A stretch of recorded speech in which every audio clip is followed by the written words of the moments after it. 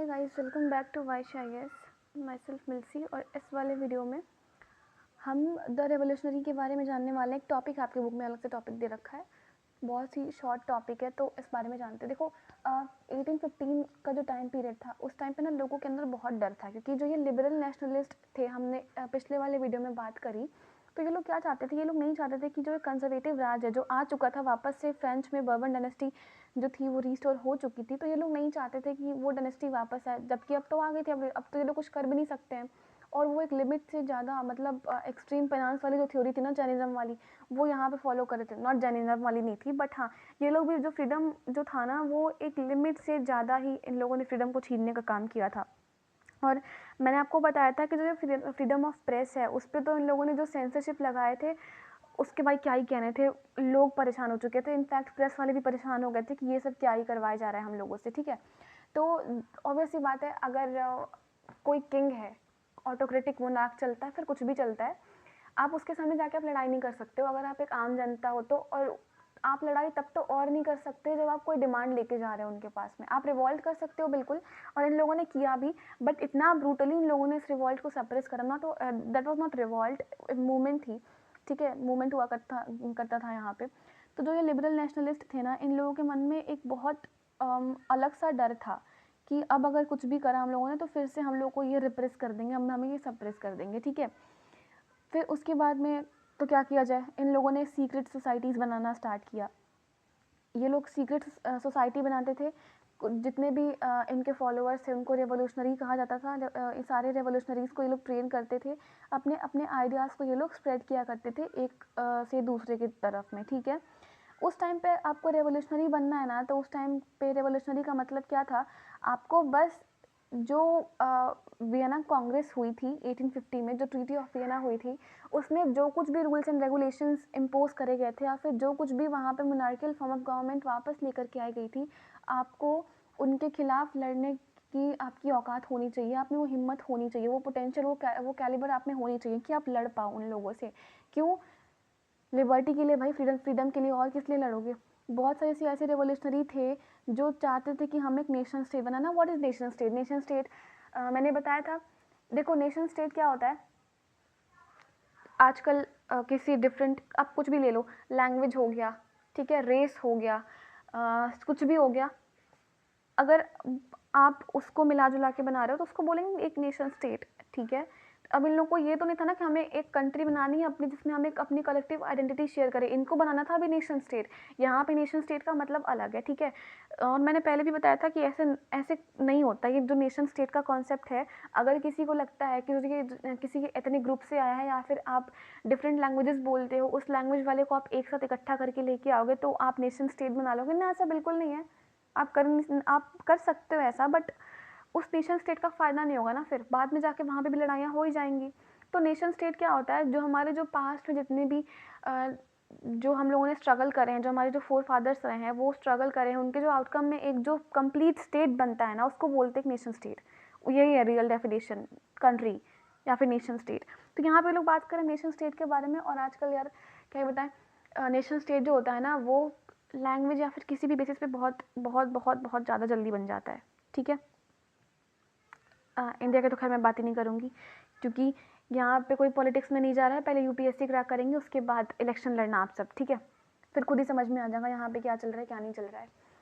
सो एक ऐसे ही एक इंडिविजुअल के बारे में बात करते हैं। एक इटालियन रेवोल्यूशनरी थे, गुइसेपी मैज़िनी नाम था इनका, जिनका जन्म हुआ था जेनोवा में 1807 में। ये एक सीक्रेट सोसाइटी के मेंबर थे कार्बोनेरी में। जब ये 24 साल के थे तो इनको जेल भेज दिया गया था। क्यों?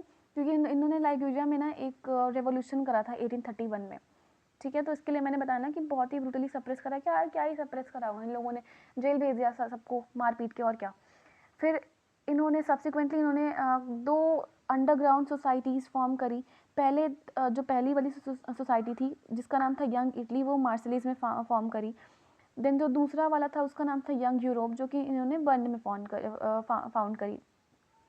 जिनके जो ये मेंबर्स थे ना, पोलैंड से, फ्रांस से, इटली से, जर्मनी से, मतलब हर जगह से जो भी मेंबर्स थे, जो भी ये लिबरल नेशनलिस्ट थे, जिनको भी कंजर्वेटिव वाली आइडियोलॉजी वापस नहीं चाहिए थी, या फिर जो उनका जो कंजर्वेटिज्म वाला जो रूल है वो नहीं चाहिए था, वो सारे के सारों ने इन यंग इटली को, यंग यूरोप को ज्वाइन करा, ठीक है। एक इनका बहुत ही फेमस सा स्टेटमेंट है, मैं आपको अभी इसी वीडियो में बताऊंगी, ठीक है। और जो ये गुइसेपी मैज़ीनी थे, इनका ये मानना था कि जो हमें नेशन मिला है वो गॉड गिफ्टेड है और वो नेचुरल यूनिट्स ऑफ मैनकाइंड होना चाहिए। तो जो ये इटली है वो कभी भी स्मॉल स्टेट या फिर किंगडम में या फिर एक पैच वर्क में वो काम नहीं करेगा, वो कंटिन्यू नहीं करेगा। तो इटली को भी मतलब होता है ना कि लोगों में अवेयरनेस फैलाना, तो कुछ ना कुछ तो आप बोल के लोगों में अवेयरनेस फैलाओगे ना। तो इन्होंने इटली के लिए बोला कि because at that time Italy patches में डिवाइड था, ठीक है। इटली क्या, बहुत सारे ऐसे कंट्रीज थे जो कैसे डिवाइड थे, तो इन्होंने इटली का एग्जांपल दिया क्योंकि ये इटली के ही रहने वाले थे। तो ऑब्वियस सी बात है, अगर हम कुछ करेंगे तो हम इंडिया का एग्जांपल देंगे। तो वैसे ही इन्होंने बोला कि जो ये नेशन है ना, ये हमें गॉड गिफ्टेड है हमारे लिए, और अगर ये गॉड गिफ्टेड है तो यहाँ पे सबके लिए इक्वल राइट्स होने चाहिए। यहाँ पे जो कंजर्वेटिज्म वाली जो गवर्नमेंट है वो कभी नहीं चलेगी, और ये नेचुरल यूनिट्स ऑफ मैनकाइंड होना चाहिए। तो जो हमारा इटली है वो कभी भी ऐसे स्मॉल स्टेट या फिर स्मॉल जो डिवाइडेड किंगडम है उसमें कंटिन्यू नहीं करेगा, ठीक है। इनको चाहिए था सिंगल यूनिफाइड रिपब्लिक जिसमें like with in a wide alliance of nation, ठीक है। तो जो ये यूनिफिकेशन है ना, वो आप मतलब समझ लो ये इटालियन लिबर्टी पे ही बेसिस था, जस्ट बिकॉज ये इटालियन थे, इस वजह से। इनके मॉडल को फॉलो करते करते जो सीक्रेट जो सोसाइटीज़ थी वो जर्मनी में बनी, फ्रांस में बनी, स्विट्ज़रलैंड में बनी एंड पोलैंड में बनी, ठीक है। मतलब इन्होंने लोगों को इन्फ्लुएंस करने का काम करा। और जो ये मैज़ीनी थे, इन्होंने हमेशा से ही मोनार्की को उसके आगे मतलब मोनार्की के अगेंस्ट में ही बातें करी हैं, कभी भी उसके फेवर में बातें नहीं करी हैं। और जो उनका जो विज़न था ना डेमोक्रेटिक रिपब्लिक का, जब भी स्पीच देते थे तो जो कंजर्वेटिव्स थे ना वो भी इनके स्पीच को सुन के ही डर जाते थे। लाइक कोई ऐसा भी है, कोई इतना भी पढ़ा लिखा है हमारे मिडिल क्लास से ही जो लिबरल नेशनलिस्ट में आता है, जो ऐसे स्पीचेस दे करके उन लोगों को ये डर लगता था कि ये लोगों को अपनी साइड कर लेगा। और कहीं जो फ्रांस में वही नहीं होगा ना जो जब नेपोलियन था तब हो रहा था, क्योंकि नेपोलियन के टाइम पे देखो डेमोक्रेसी भी नहीं थी। स्टार्टिंग में कुछ इनिशिएटिव उसने लिए, बाद में फिर बर्बाद कर दिया उसने भी, ठीक है। कुछ खास करा नहीं उसने भी, बट फिर भी रिफॉर्म्स तो करे थे। तो जो एक मेटरनिक है, मेटरनिक ने ये एक स्टेटमेंट दिया था अपना, the most dangerous enemy of our social order. किसके लिए स्टेटमेंट दिया था? मजीनी के लिए दिया था, बिकॉज जो मेटरनिक थे ना वो कंजर्वेटिज्म वाली आइडियोलॉजी को फॉलो करते थे। तो इन्होंने जो ये मेटरनिक थे वो मजीनी को बोलते हैं कि जो ये हमारा सोशल ऑर्डर चल रहा है ना, इसका अगर सबसे कोई डेंजरस और जो सबसे बड़ा दुश्मन है ना तो वो मजीनी ही है। और जो ये आप लोग जो लिबरल मतलब मजीनी को कह करके उसके अंडर में सभी जितने भी लिबरल नेशनलिस्ट थे उन सबको ये बोल रहा था। कौन? मेटरनिक। चलो छोड़ो, ये तो अलग सी बात थी। जो लोग यूपीएससी के प्रिपरेशन कर रहे हैं, ये वीडियो बस उन्हीं के लिए नहीं था, बाकी क्लासेस के लिए भी है। तो इसीलिए यहाँ पे रीडिंग बिटवीन द लाइन्स हो रही है ताकि दोबारा आपको बुक उठाने की ज़रूरत ना पड़े, ठीक है। आगे बात करेंगे द एज ऑफ रेवोल्यूशन के बारे में, फ्रॉम 1830 टू 1848। गाइस यहाँ पे 1840 नहीं होगा, यहाँ पे 1848 होगा, ठीक है। तो जैसा कि मैंने अभी बताया 1815 में क्या हुआ, ट्रीटी ऑफ वियना के बाद में कंजर्वेटिव रिजाइम सेटअप हुई। उसके बाद में जो ये कंजर्वेटिव थे ना उन्होंने अपनी पावर को कंसोलिडेट करना स्टार्ट कर दिया। और उसके साथ साथ मतलब कंटेम्प्रेरी में जो लिबरलिज्म और जो नेशनलिज्म वाली जो फिलॉसफी थी, नॉट फिलॉसफी, आइडियोलॉजी बेसिकली, वो भी आगे बढ़ रही थी, ठीक है। एक तरफ ये लोग जो कंजर्वेटिज्म की जो आइडियोलॉजी फॉलो करते हैं वो अपनी पावर को बढ़ाने में लगे हैं, मतलब वो अपनी पावर को कंसोलिडेट कर रहे हैं कि आगे कोई भी बात हो, कुछ भी हो तो हम लोग उसका सामना कर सकें। दूसरी तरफ में क्या हो रहा है, जो आइडियोलॉजी है लिबरलिज्म एंड जो नेशनलिज्म की, वो भी बढ़ती हुई जा रही हैं। और कहाँ बढ़ती हुई जा रही है? दूसरे कंट्रीज़ में, लाइक इटली में, जो इटालियन जो स्टेट हैं, जो जर्मन स्टेट हैं, ओटोमन एम्पायर है, आयरलैंड है, पोलैंड है, इन सारे कंट्रीज़ में ये जो नेशनलिज्म और जो ये लिबरलिज्म की जो आइडियोलॉजी है वो स्प्रेड होती जा रही थी। अच्छा, जो ये रेवोल्यूशंस हुए, मैंने आपको बताया था ना कि बड़े सारे ऐसे रेवोल्यूशंस भी हुए थे, कुछ मूवमेंट्स भी हुए थे एट दैट टाइम, जिनको ये कंजर्वेटिव्स ने सप्रेस कर दिया था, रिप्रेस कर दिया था, वॉट, ठीक है। तो जो ये रेवोल्यूशन हो रहे थे ना लिबरल नेशनलिस्ट के थ्रू, वो उनमें सबसे ज़्यादा अगर अहम रोल कहें तो किसका था, या फिर आप ये कह सकते हो कि वो रेवोल्यूशन करवा कौन रहा था? तो जो एजुकेटेड जो मिडिल क्लास एलीट जो लोग थे ना, जो मिडिल क्लास में भी टॉप के जो लोग आते थे, जिसमें से प्रोफेसर्स थे, स्कूल टीचर्स थे, क्लर्क्स थे, member of the commercial middle class, ये जो लोग थे वो लोग सारा ये रेवोल्यूशन करवा रहे थे। इसका पहला अपीवल हुआ ना फ्रांस में जुलाई 1830 में। यहाँ पे चीज़ें बहुत शॉर्ट पे दे रखी हैं, अब यहाँ से इंटरेस्टिंग पार्ट शुरू होता है। तो जो 1815 में जो बर्बन डायनेस्टी को रीस्टोर करा गया था पावर पे, जो कंजर्वेटिज्म वाली आइडियोलॉजी को फॉलो करती थी, ट्रीटी ऑफ वियना में हमने देखा था, ठीक है, उसको लिबरल जो रेवोल्यूशनरीज थे उसको उन लोगों ने निकाल के बाहर फेंक दिया, ठीक है, और उसकी जगह पे कॉन्स्टिट्यूशनल मोनार्की इस्टेब्लिश करी लुइस फिलिप के अंडर में। तो मेटरनिक का नाम यहाँ पे कहाँ से आया, तो ये मेटरनिक वही था जिसने बर्बर डायनेस्टी को रिस्टोर करवाया था, ठीक है। तो इन सबको देखने के बाद मेटरनिक ने बोला, मतलब उसने एक स्टेटमेंट दी, मैंने अभी थोड़ी देर पहले मैंने कहा ना कि एक स्टेटमेंट है बहुत ही फेमस इसका, तो वो स्टेटमेंट मजीनी का नहीं मेटरनिक का था, सॉरी माय बैड। तो वो मेटरनिक ने एक स्टेटमेंट दिया था कि जस्ट अ मिनट, हाँ, when France sneezes the rest of Europe catches cold. मतलब आप सोचो, अगर आपको सर्दी होती है तो आपके साथ आपके कांटेक्ट में जो भी आएगा उसको भी सर्दी हो जाएगी ना। तो उसने ये बोला कि जब फ्रांस छींकता है तो पूरे यूरोप को सर्दी लग जाती है। तो उसके कहने का ये मतलब था कि अगर फ्रांस में कोई छोटी सी भी चीज़ हो रही होती है ना तो उसकी आग में पूरे यूरोप में फैल जाती है। अगर फ्रांस में कंजर्वेटिज्म का रूल चल रहा है या फिर वहाँ पे कोई नेशनलिज्म वाली फीलिंग आ रही है कुछ भी, तो वो पूरे यूरोप में भी फैल जाएगा, इसका ये कहना था। देन सेकेंड थिंग ये था, जो जुलाई रेवोल्यूशन, अच्छा मैंने बताया था 1815 में जो ट्रीटी ऑफ वियना हुई थी, वहाँ पे फ्रेंच की बाउंड्रीज़ को डिसाइड कर दिया गया था। तो एक साइड पे जो यूनाइटेड किंगडम ऑफ नीदरलैंड था अलॉन्ग विद द बेल्जियम, उसको बेल्जियम को मिक्स करके, मतलब उसमें इंटरमिक्स करके बेल्जियम और नीदरलैंड को, ठीक है, एक एक साइड दे दिया गया था कि हाँ फ्रांस के इस साइड में ये रहेगा बेल्जियम, और बेल्जियम के साथ में नीदरलैंड। तो एक जुलाई रेवोल्यूशन नाम का एक इंसिडेंट होता है, बहुत ही फेमस इंसिडेंट है, यहाँ पे बस छोटे से एक लाइन में इन्होंने मेंशन कर रखा है एनसीईआरटी में। तो अब इसको डिटेल में पढ़ने के लिए तो वो नॉर्मल लॉ की किताब पढ़नी पड़ेगी, जब वो करवाएंगे तब पढ़ेंगे डिटेल में, बट अभी के लिए इतना जान लो कि एक तो ये हुआ जुलाई 1830 में कि जो कंजर्वेटिव वाला जो रूल था 1850 में इस्टेब्लिश हुआ था, बर्बन डायनेस्टी को रीस्टोर करा गया था, उसको लिबरल रेवोल्यूशनरीज ने उखाड़ के बाहर फेंक दिया, ठीक है। उसके जगह पे इन्होंने कॉन्स्टिट्यूशनल मोनार्की लेकर के आए under the rule of Louis Philippe, ठीक है। देन अगेन एक जुलाई रेवोल्यूशन हुआ जिसमें जो नीदरलैंड वाला जो किंगडम था वो बेल्जियम ने अपने आप को किंगडम ऑफ नीदरलैंड से अलग कर लिया था। ये बहुत ही फेमस इंसिडेंट है, बहुत ही मेजर इवेंट है, इसको फिर कभी बाद में डिटेल में इस वीडियो के लास्ट में हम ट्राई करेंगे कवर करवाने की, ठीक है। एक तो ये यहाँ से इन लोग को अवेयरनेस मिली थोड़ी सी कि हाँ चलो अब ये सब हो रहा है, अब इतना हो गया, हमने अगर इतना कर लिया तो हम आगे भी कर सकते हैं।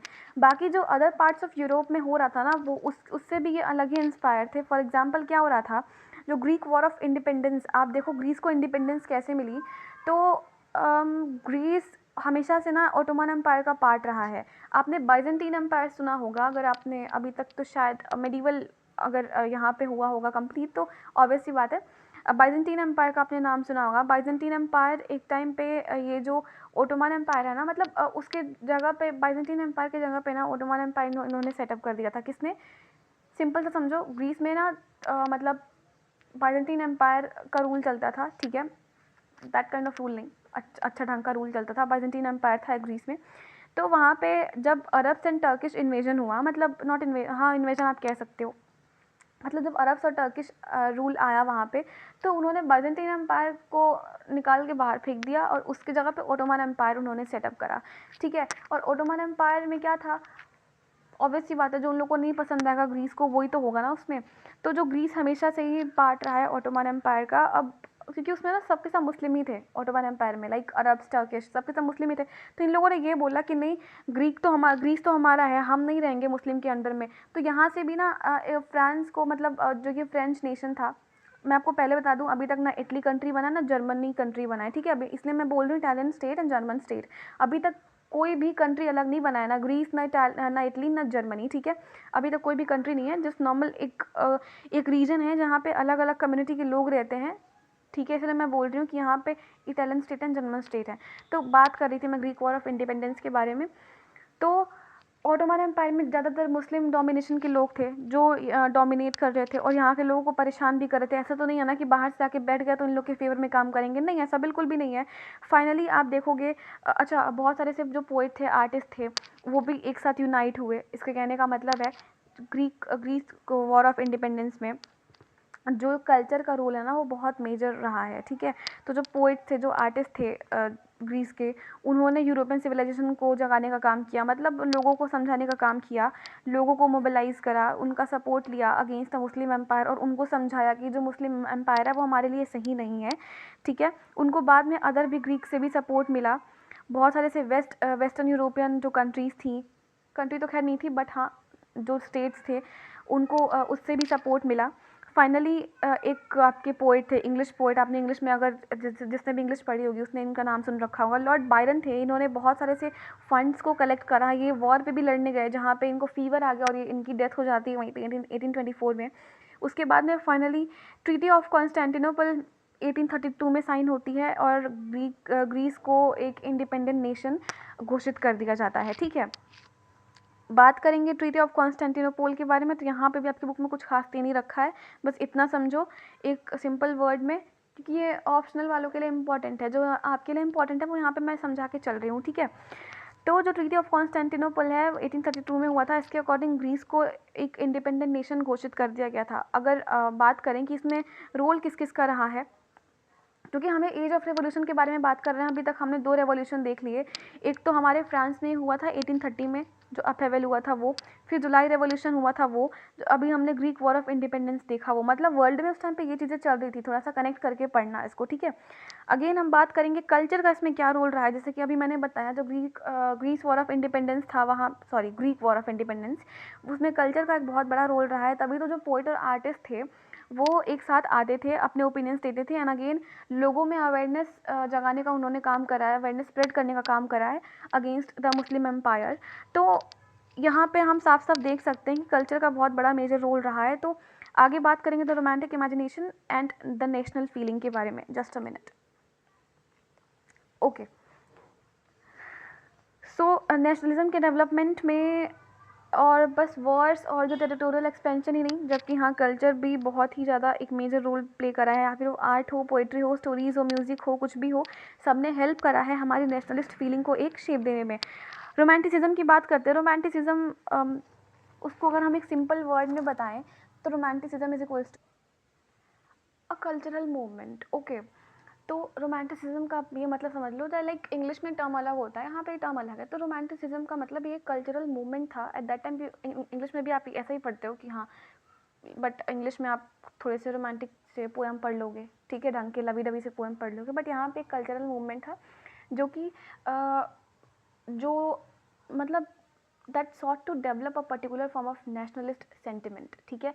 तो ये लोग जो थे ना, जो रोमांटिसिज्म को जो फॉलो करते थे, ठीक है, लाइक आर्टिस्ट थे, उन्होंने अपने आर्ट वगैरह बनाने शुरू करे, जो पोइट थे उन्होंने पोएम लिखना शुरू करा।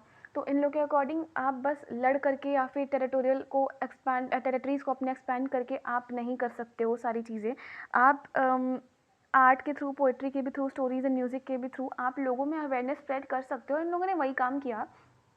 लाइक जो रोमांटिक आर्टिस्ट हुआ करते थे उन्होंने बड़े सारे से इमेजेस बनाए, जो पोइट्स हुआ करते थे उन्होंने बड़े सारे से रोमांटिक प्लेज उन्होंने लिखे, पोएम्स लिखे।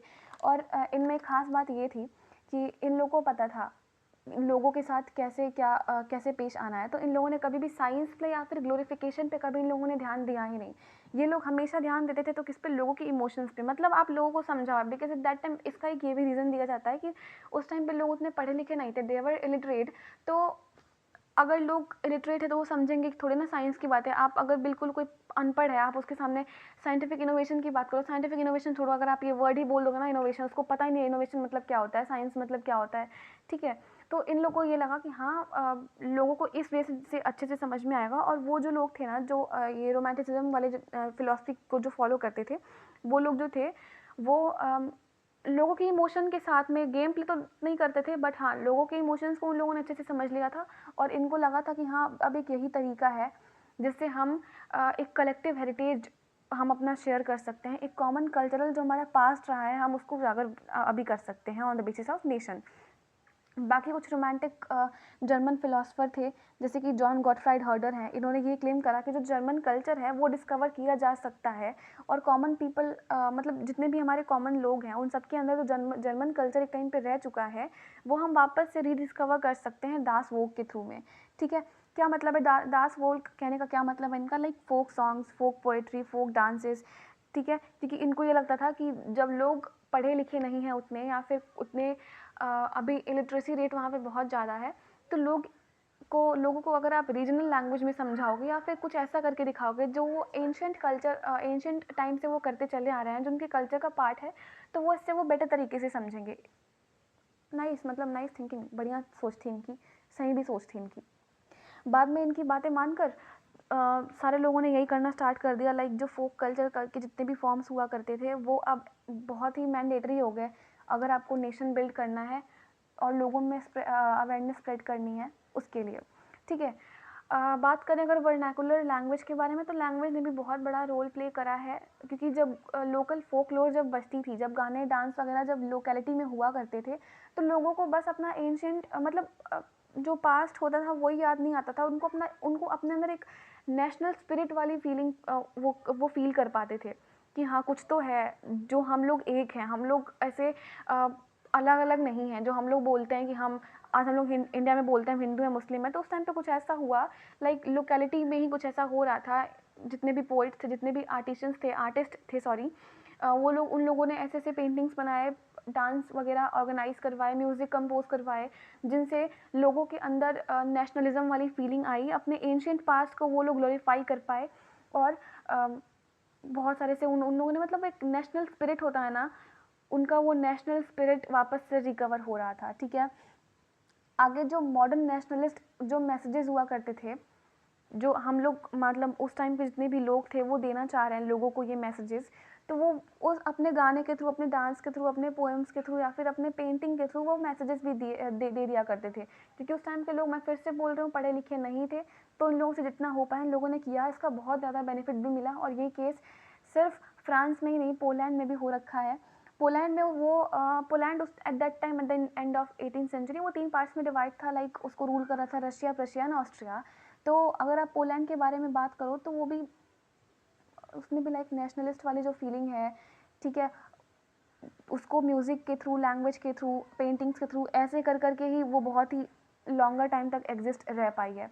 एग्जाम्पल के लिए यहाँ पे आपको एक एग्जाम्पल दे रखा है, यहाँ पे एक करोल कुर्स्पिंस्की, पता नहीं क्या ही नाम है इनका, ठीक है, I am really sorry for my pronunciation, but हाँ इनका ऐसे कुछ नाम है, करोल कुर्स्पिंस्की ऐसा कुछ नाम है। तो इन्होंने जब नेशनल स्ट्रगल को जब इन्होंने सेलिब्रेट करा अपने ओपेराज एंड म्यूज़िक के थ्रू, तो इन्होंने उसको पहले फोक डांस में कन्वर्ट करा, एंड बाद में उसी डांस को, लाइक जो पेंटिंग्स वगैरह हुआ करती थी ना, जैसे कि polonaise, mazurka, kind of paintings and folk dance हुआ करते थे, ठीक है, तो उसको इन्होंने नेशनलिस्ट सिम्बल्स में कन्वर्ट कर दिया। ठीक है, ये डांस के पार्ट थे। तो होता है ना कि जैसे हमारा भरतनाट्यम है या फिर कुछ भी है, तो हम लोग का कोई स्टेप होता है, तो उसको इन्होंने नेशनलिस्ट सिंबल में कन्वर्ट कर दिया। मैं इंडिया के बारे में बात नहीं कर रही हूँ, मैं इधर इनके बारे में बात कर रही हूँ। ठीक है, लैंग्वेज भी यहाँ पे बहुत ही इंपॉर्टेंट रोल प्ले करा लोगों में नेशनलिस्ट सेंटिमेंट ऐड करने में। तो रशिया के ऑक्यूपेशन के बाद में, क्योंकि अभी मैंने बताया कि पोलैंड 3 पार्ट्स में डिवाइड था, जहाँ पे 3 कंट्रीज़ राज करती थी, रशिया, प्रशिया एंड ऑस्ट्रिया। तो जब पॉलिश लैंग्वेज चलती थी ना पोलैंड में एट दैट टाइम, तो जब रशिया का ऑक्यूपेशन हुआ, जब रशिया ने ऑक्यूपाई कर लिया, तो रशिया ने जो पॉलिश लैंग्वेज है उसको हर जगह से, स्कूल से, बाकी जितने भी ऑफिशियल्स की जो बिल्डिंग्स वगैरह थी, सब में से पॉलिश लैंग्वेज को बैन कर दिया, हटा दिया, और रशियन लैंग्वेज को हर जगह पे इम्पोज करा। 1831 में आप देखोगे एक आर्म्ड रिबेलियन हो गया अगेंस्ट रशियन रूल, क्योंकि इन लोगों ने इतना ज़्यादा ह्यूमिलिएट कर रखा था लोगों को, तो ये होना जाहिर सी बात है। उसके बाद में लोग कहाँ ही मानने वाले हैं, तो जो पॉलिश लैंग्वेज इन्होंने बैन करा था, इन लोगों को लगा कि ठीक है आप तुमको जो करना है करो, हम तो बोलेंगे पॉलिश ही बोलेंगे। तो ये लोग मतलब पॉलिश वो पोलैंड का लैंग्वेज हुआ करता था, तो लोगों को ये लगा कि हम लैंग्वेज के थ्रू, क्योंकि हर जगह ये लोग देख रहे थे कि लैंग्वेज के थ्रू, फोक डांस के थ्रू, फोक लॉर के थ्रू, म्यूज़िक के थ्रू, आर्ट के थ्रू, सब में लोगों में ये अवेयरनेस स्प्रेड हो रही है, तो यहाँ पर भी हम ट्राई करके देखते हैं। और लोग परेशान भी हो चुके थे, there were several reasons for this. तो इन लोगों ने नेशनल रेजिस्टेंस करने का सोचा और लैंग्वेज को एज अ वेपन इन लोगों ने यूज़ करा। तो जो पॉलिश लोग थे, मतलब जो पोलैंड के लोग थे, वो चर्च में आपस में एक साथ आते थे, सारे रिलीजियस इंस्ट्रक्शन के साथ में वो लोग पॉलिश लैंग्वेज बोलते थे। एज अ रिजल्ट जितने भी प्राइज्ड लोग थे उनको बहुत बड़े नंबर में, जो बिशप्स वगैरह थे उनको भी जेल में डाल दिया गया, उनको साइबेरिया सेंड कर दिया गया by Russian authorities as a punishment. और रशिया में उनको प्रताड़ित ही किया जाता था, मतलब ह्यूमिलिएट किया जाता था। और जो पॉलिश का जो यूज़ है, that came to be seen as a symbol, ठीक है, अगेंस्ट, मतलब struggle against Russian dominance. At that time जो रशिया का जो डोमिनेंस था उसके अगेंस्ट में स्ट्रगल करने के लिए जो पॉलिश लैंग्वेज है उसको एक वेपन की तरह इन लोगों ने यूज़ किया। बाद में यही पॉलिश लैंग्वेज वहाँ पे जाकर के उसका सिंबल बन गया, ठीक है, स्ट्रगल का सिंबल बन गया। अभी वीडियो को एंड करते हैं यहीं पे। एंड करने से पहले एक इंपॉर्टेंट इन्फॉर्मेशन एज यूजुअल कि जो भी एस्पिरेंट सीरियस होकर के यूपीएससी की प्रिपरेशन करना चाहते हैं या कर रहे हैं, नो मैटर व्हाट, आप कब से प्रिपेयर कर रहे हो कब से नहीं, यहाँ पे दिया गया व्हाट्सएप नंबर पे हमारे वाई सर को कांटेक्ट कर लो। आपकी स्क्रीन पे दिख रहा होगा इस टाइम। आप सर के इंस्टाग्राम पे भी उनको मैसेज कर सकते हो, आप सर को मेल भी कर सकते हो, बट बेटर है सर को व्हाट्सएप कर लो बिकॉज उनका पर्सनल नंबर है। यहाँ पे ग्रुप्स ऑफ टीचर्स भी अवेलेबल हैं, बट हाँ सर खुद ही रिप्लाई करते हैं, सर की पर्सनल मेंटरशिप प्रोवाइड करी जाती है। सो हरी अप, और तब तक के लिए have a great day ahead guys. Thank you very much.